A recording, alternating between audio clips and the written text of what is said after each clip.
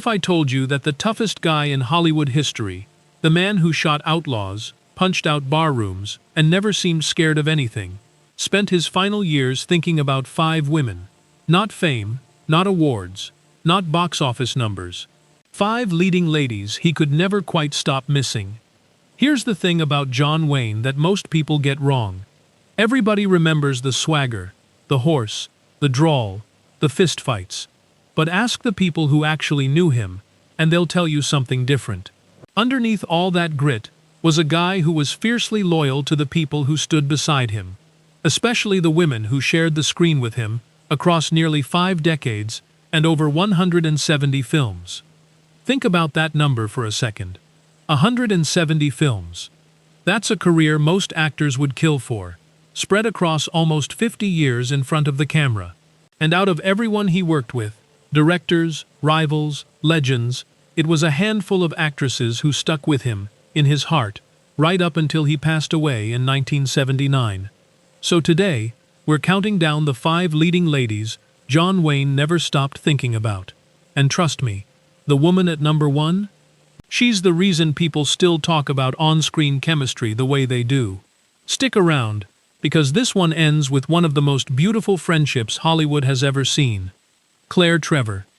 Let's start at the beginning. Literally, the beginning of John Wayne as we know him. Before Stagecoach, Wayne was just another working actor, grinding through B-movies, waiting for his shot.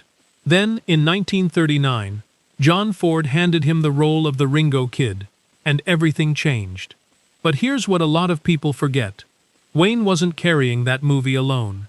Claire Trevor was already a Hollywood name by that point, and she brought a steadiness to the set that Wayne desperately needed. Picture it. A nervous young actor trying not to blow the biggest opportunity of his life, standing next to a seasoned pro who treats him like an equal instead of competition. That's Claire Trevor. On screen, she played Dallas, a woman the town looked down on, but who never lost her sense of self-worth. And somehow, her quiet strength matched perfectly with Wayne's guarded toughness. Audiences bought it instantly. Not because it was written that way, but because it felt real. Wayne never forgot that. Years later, when people asked him about his big break, he'd always circle back to the cast around him, and Claire Trevor's name came up every single time. She wasn't just his co-star. She was there at the exact moment his dream stopped being a dream. And for a guy like Wayne, that kind of thing sticks with you forever. Patricia Neal. Now let's jump ahead to 1965, and a film called In Harm's Way. By this point, Wayne had worked with just about everybody. But Patricia Neal hit different. She had this thing, call it emotional honesty, where she never oversold a scene. No big dramatic flourishes, no scene stealing. She just let the moment breathe, and somehow, that made it hit twice as hard. Wayne, who believed the best actors served the story instead of their own ego, respected the heck out of that. But here's the part that really got him. Not long after they worked together, Neal suffered a string of severe strokes. For a while, people genuinely thought her career, maybe even her life, was over. And then she fought her way back. Years of grueling rehabilitation, and she returned to acting like nothing could keep her down. Now, Wayne battled his own health issues for years, so you can imagine how much that resonated with him. He didn't just admire talent, he admired grit, the refusal to quit when everything's telling you to stop. Patricia Neal embodied that completely. They only crossed paths a handful of times on screen, but the impression she left on him, that lasted a lifetime. Lauren Bacall. Next up, 1955's Blood Alley, and a pairing that honestly should have happened more than once. Lauren Bacall walked onto that set already a legend. That smoky voice, that razor-sharp wit, that unmistakable presence that made every scene she touched feel electric. Here's what made their chemistry work, though. Neither of them tried to outshine the other. 2 massive personalities, sharing one frame, and somehow, it never felt like a competition. It felt like 2 equals just doing their thing. Off-camera, Bacall was exactly who you'd expect. Confident, sharp-tongued, completely unwilling to be anyone but herself. And Wayne loved that. He always gravitated toward people who didn't put on an act, and Bacall didn't know how to fake it if she tried.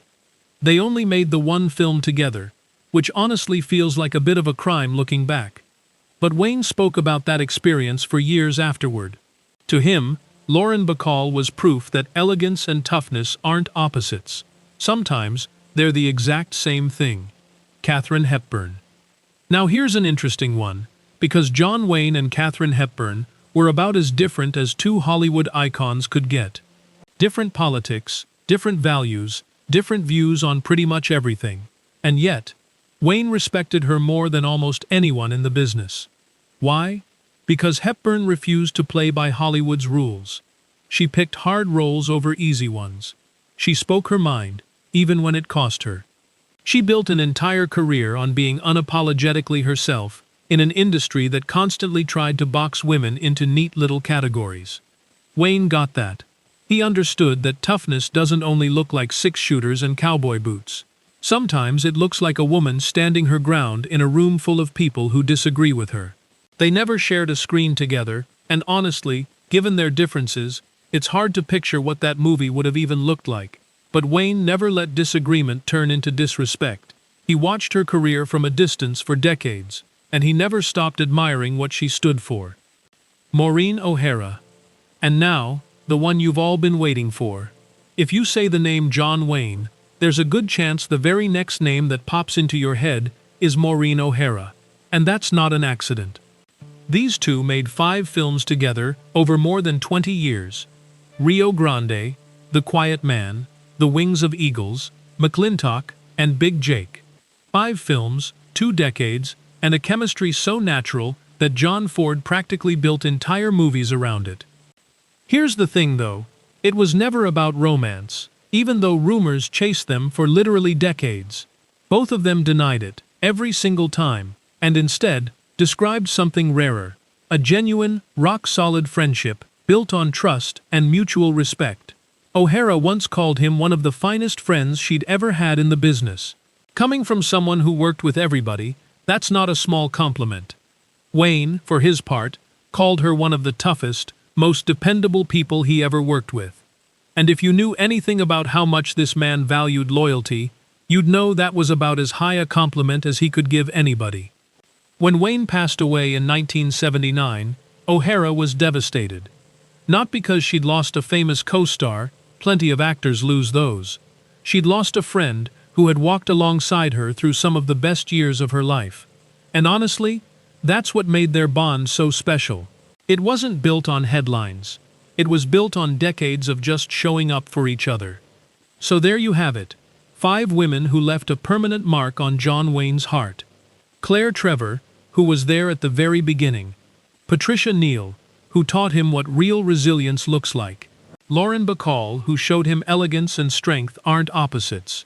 Katharine Hepburn, who he respected from a distance his entire life. And Maureen O'Hara, the one he never stopped missing.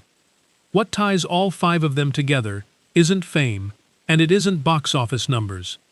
It's the fact that John Wayne, this larger-than-life American icon, measured people the old-fashioned way, through loyalty, through character, through the years spent actually showing up for one another. That's a lesson that honestly holds up just as well today as it did back then.